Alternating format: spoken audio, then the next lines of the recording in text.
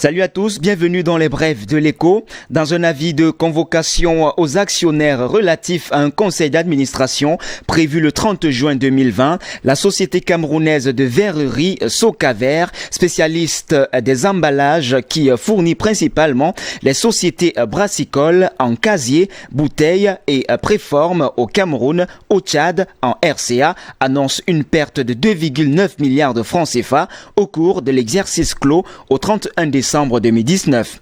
La perte ainsi enregistrée par l'unique verrerie de la zone CEMAC semblait prévisible depuis février 2019. En effet, ce mois-là, la Socaver a dû arrêter complètement son four numéro 2 pour des besoins de rénovation.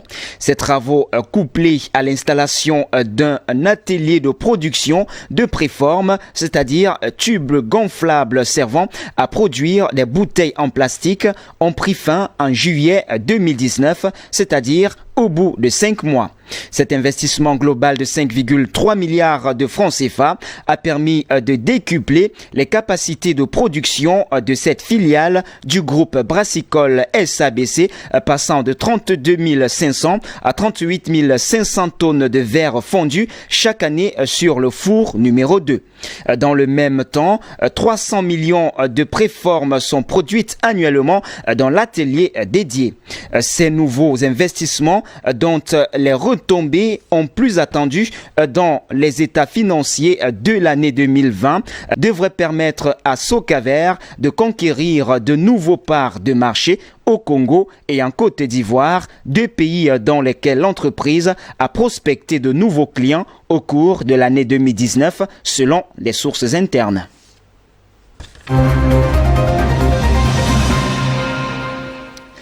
La Banque mondiale a approuvé ce 16 juin un financement de 385 millions de dollars, soit près de 224,14 milliards de francs CFA de l'Association internationale de développement en abrégé IDA au bénéfice d'un projet d'interconnexion électrique entre le Cameroun et le Tchad.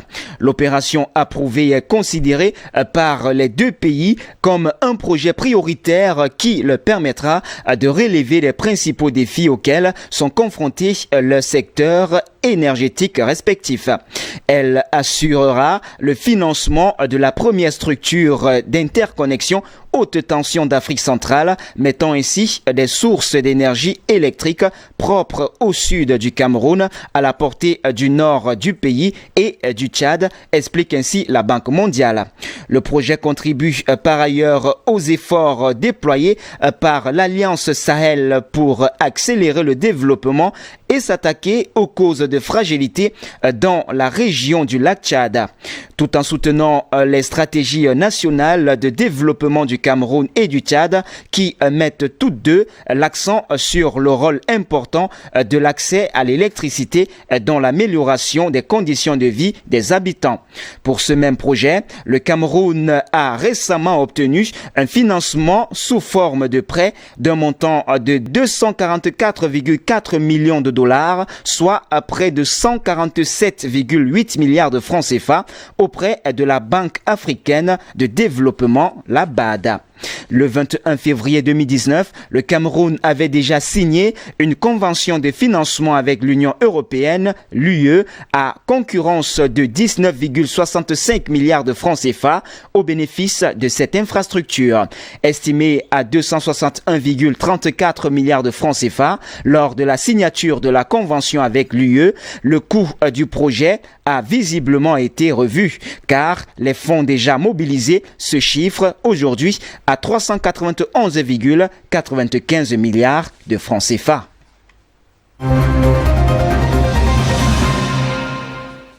Le ministère en charge de l'économie informe que la situation monétaire du Cameroun entre février 2019 et février 2020 s'est caractérisée par une augmentation de la masse monétaire.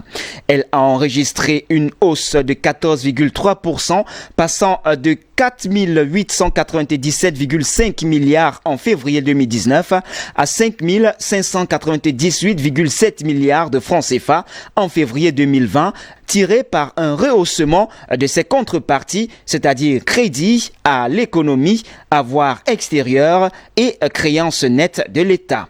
L'encours des crédits à l'économie est passé de 334,2 milliards en février 2019 à 377,1 milliards en février 2020, enregistrant ainsi une augmentation de 1,0% en glissement annuel. Cette évolution timide du crédit à l'économie s'explique en grande partie par la hausse légère des engagements du secteur privé non financier et des institutions financières non bancaires. En glissement annuel, les avoirs extérieurs nets du Cameroun se sont accrus à 32,9% pour s'établir à 2725,1 milliards de francs CFA en février 2020. Le rehaussement de ces avoirs extérieurs observé en 2020 résulte notamment des appuis budgétaires obtenus de la Banque mondiale, de l'Agence française de développement et de l'Union européenne suite à la conclusion du programme économique et financier 2017-2019 avec le Fonds monétaire international. Pour ce qui est de la créance nette sur l'État, la position nette de l'État vis-à-vis du système bancaire a augmenté de 373,1 milliards de francs CFA, passant de 487,2 milliards en février 2019 à 860,3 milliards en février 2020. De même, la position nette du gouvernement PNG vis-à-vis du système bancaire a augmenté de 65,8%, passant de 541,9 milliards à 898,5 milliards à fin février 2020. Ces évolutions s'expliquent par la poursuite de la mise en œuvre des programmes de développement des infrastructures et de modernisation de l'appareil de production.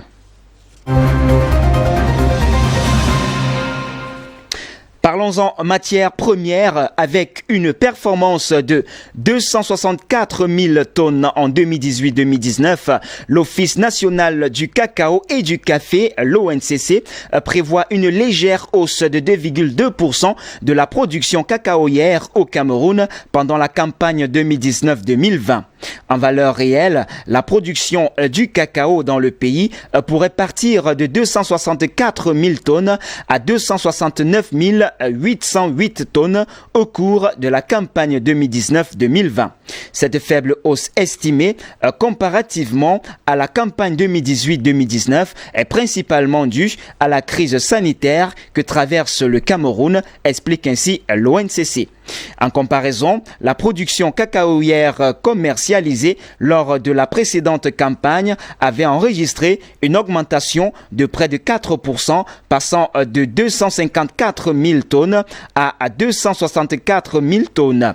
Cette hausse, selon l'ONCC, était imputable à l'amélioration substantielle de la qualité des fèves dues, à la vulgarisation des bonnes pratiques post-récolte, à la hausse de la demande locale de transformation de cacao, à savoir la nouvelle industrie Neo Industry à Kekem en avril 2019 avec une capacité de transformation annuelle estimée à 26 000 tonnes de cacao et aussi une hausse de la demande extérieure, soit à 25,6% des exportations de fèves de cacao en 2019.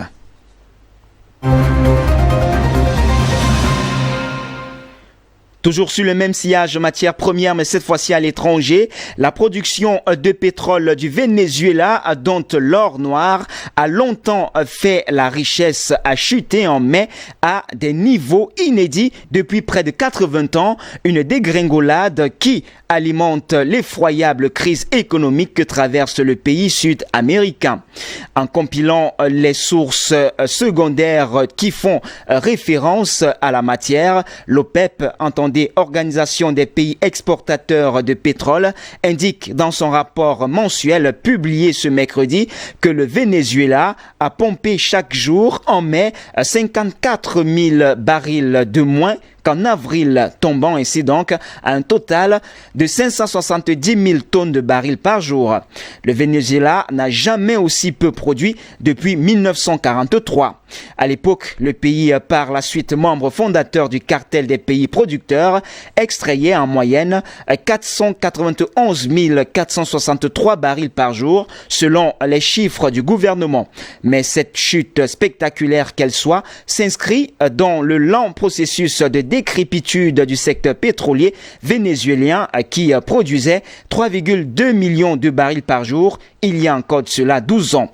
Le manque de pétrole ne fait qu'aggraver la récession, observent ainsi les économistes, avec une économie qui s'est contractée en 7 ans, des pénuries de médicaments et d'essence et une hyperinflation de plus de 900% en 2019. Le Venezuela est confronté à la pire crise de son histoire récente. Le pays est au bord de l'effondrement. Eh bien, c'est tout pour les brèves de l'écho de ce jour. Mesdames, Mesdemoiselles et Messieurs, merci de nous avoir suivis. Les informations se poursuivent sur nos antennes. Merci de rester donc des nôtres naturellement.